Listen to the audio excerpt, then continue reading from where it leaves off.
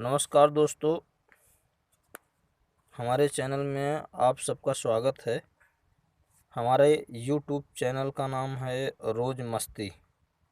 आज हम रोज़ मस्ती चैनल में रीजनिंग क्लास में प्रत्यक्ष अक्षर कूट देखेंगे।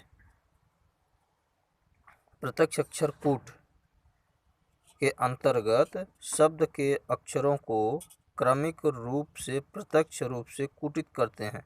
यह विधि मूलतः प्रतिस्थापन विधि है। तो यहाँ पर देखते हैं, एक निश्चित कूट भाषा में STARK स्टार्क को LBFMG और मोबाइल MOBILE को TRNSPJ लिखते हैं, तो BLAME को उसी कूट भाषा में क्या लिखेंगे। इसका जोड़ा ये हो गया और ये जो मोबाइल लिखा है इसका जोड़ा ये हो गया। तो हम इसका जोड़ा बनाएंगे BLAME का, इसी नियम के अनुसार इसी कूट में। तो यहाँ पर हम जैसे ये देखो, यहाँ पे L से S, T से B, A से F, R से M, K से G, यहाँ की दूरी देखेंगे कितने अंक का गैप है।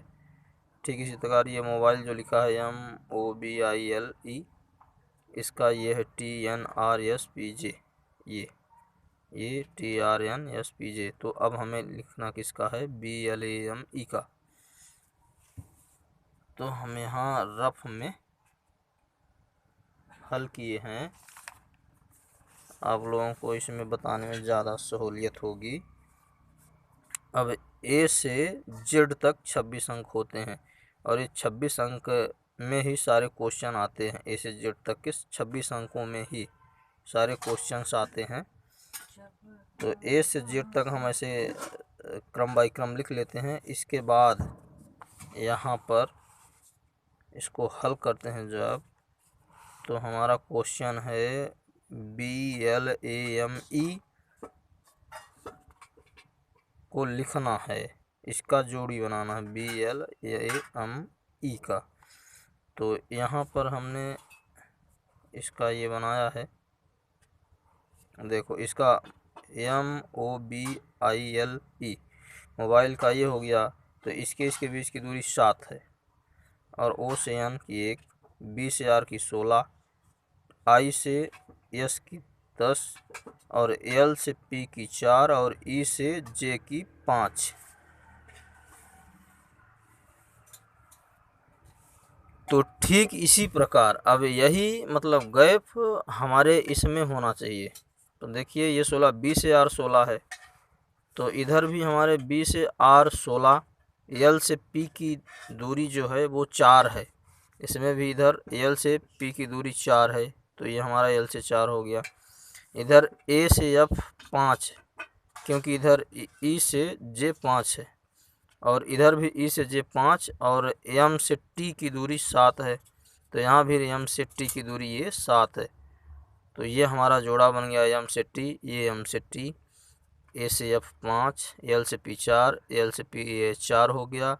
मतलब ये देखा जाता है जो क्वेश्चन में दिया होता है उसके बीच की दूरी कितने अंकों की है। ठीक उसके अपोजिट जो क्वेश्चन पूछता है उसके अपोजिट हमें वही अंक लिखने होते हैं जो मतलब जितने अंक का गैप होता है। जैसे इसमें दिया है ये S से L, तो यहाँ पर हमें ये देखना होता है कि ये B से R की दूरी इतना, M से T और S से L के बीच जितने अंक की दूरी है उतने अंक यहाँ भी हमारे होने चाहिए। ठीक इसी प्रकार इसमें L से P, A से F, M से T और E से J, इधर E से J की दूरी, L से P की दूरी हमें इसी मिल गई, ये L से P, B से R की दूरी हम लिख लिए इनके बराबर। ठीक इसी प्रकार तो इसका आंसर हमारा ये B होगा, क्योंकि इसकी दूरी और इसकी दूरी इन अंकों से मिलते BLAME के अपोजिट होगा RPFTJ, ये यहाँ पर ये होगा। ये बहुत इजी है और मैं आशा करता हूँ आप सभी को समझ में आ गया होगा। हमारे चैनल को लाइक और सब्सक्राइब करिए। अब हमारा अगला क्वेश्चन है, यहाँ पर देखते हैं रीजनिंग में नेक्स्ट क्वेश्चन।